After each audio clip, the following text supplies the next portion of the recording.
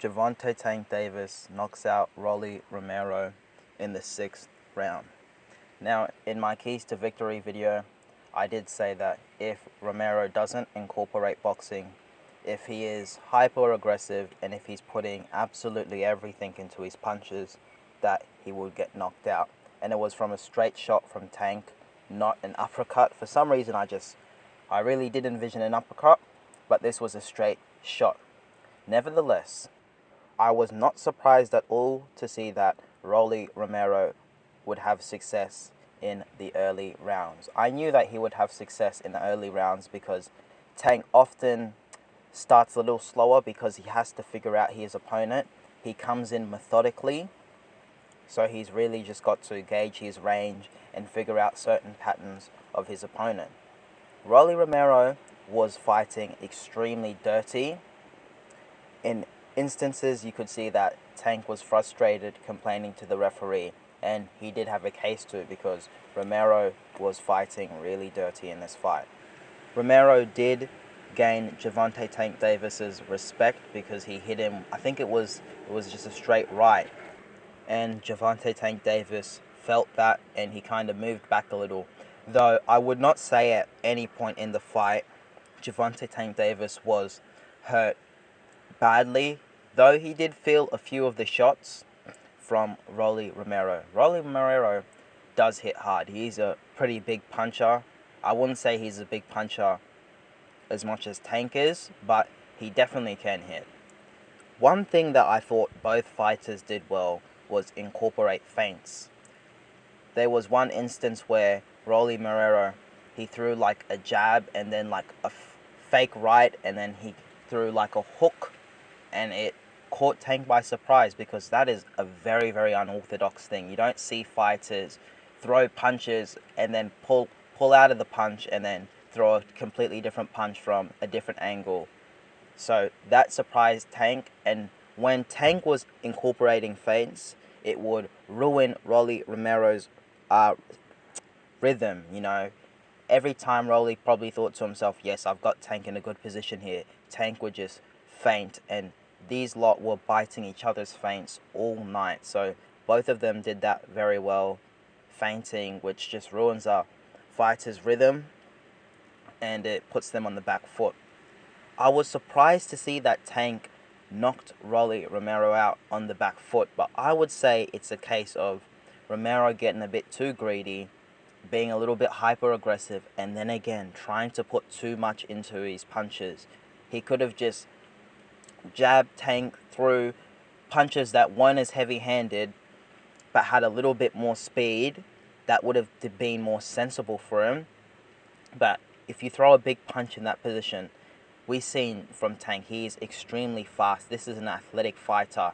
You can see from his movement, the way he comes in and out of range with his feet, as well as his hand speed. This is someone who's got very, very good hand speed. Tank in this fight showed a lot of heart because Romero did hit him with a few big shots, and he was getting frustrated because Rolly Romero was being very dirty in the clinches, trying to push him to the ground, using his forearms and so forth. But Tank was definitely durable enough. He was able to take Rolly Romero's power, but he definitely did want to up the ante and start putting pressure on Romero. And I feel like in the 5th round, he gauged distance very well and he was starting to come on to Romero a bit more, and I feel like he won the 5th round. It's crazy because Tank didn't necessarily even have to establish, you know, a rhythm in this fight. Knockout just came from Romero being a little bit reckless, but he is stubborn and he fought his fight. He did what he felt was right, but it didn't quite work out for him. I felt like if Romero in instances boxed a little bit more, it would have been good. And actually, to be fair to me, the knockout came to him, sorry, not to me. That's silly. To be fair to Rolly Romero, he was pushing Tank Davis back, and I did say that he needed to push Tank back in my keys to victory. I mentioned that clearly. However, when he got Tank on the ropes and he pushed him back, he was being too aggressive. He wasn't pacing himself.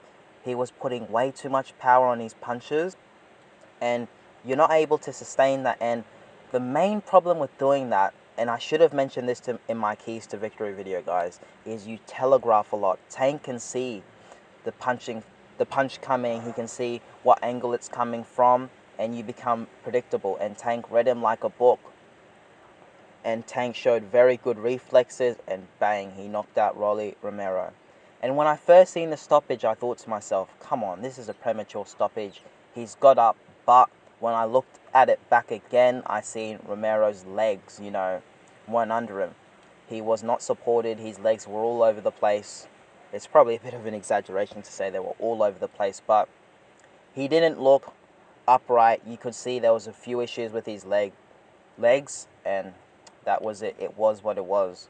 And when I look back, I would definitely say it was a good stoppage. Credit to both fighters. Romero did put on a good fight. He was so awkward, it made the fight interesting. Now, I didn't realize how these fighters aren't very high volume fighters. I only realized that when I seen them two fighting in the ring together. You could just see that these fighters are low volume fighters. They don't throw a lot of punches, and it surprises a lot of people because they think, oh, Tank is a pressure fighter. People who don't really know boxing are going to come out and just say and compare Tank to a Mike Tyson, but they're completely different fighters. Tyson is a high volume type fighter. Tank doesn't necessarily throw punches in bunches all the time. He doesn't throw so many punches throughout the fight. He's very selective with his punches, and that's important because he doesn't want to get reckless, throw punches out of range, and get knocked out. So he's very selective. He did a good job, and congratulations on Gervonta Tank Davis from knocking out Rolly Romero. And for Rolly Romero, he needs to keep his head up and keep going. Okay, guys, in the comment section below, tell me what you thought of the fight. Please like, share, subscribe. Peace.